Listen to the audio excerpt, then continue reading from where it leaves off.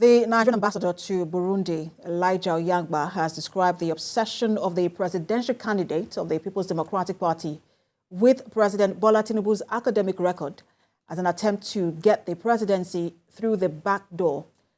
Ambassador Onyeagba, who said it is within the right of Atiku to seek solace at the Supreme Court over the matter, wondered why the PDP candidate failed to have enough coalition to win the election. Speaking on TVC News current affairs program Politics Tonight, the ambassador described as double standard Atiku's comment on the Muslim ticket that won the 2023 presidential election for President Tinubu.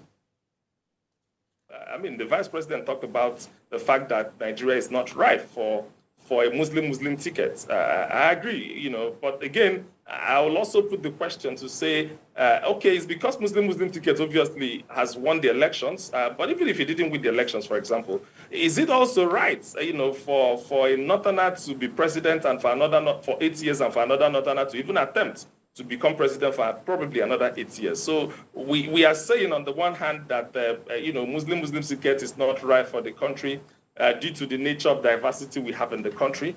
But are we saying that people from the southern part of the country also don't deserve to be president after an 8 years presidency of a northerner in Nigeria? I mean, a Fulani man for that instance. So after one Fulani man finishes, another Fulani man takes over. Is that now correct? Or is that now right for us in Nigeria? The most legitimate way of getting yourself to become president or to get into any political office is through the elections.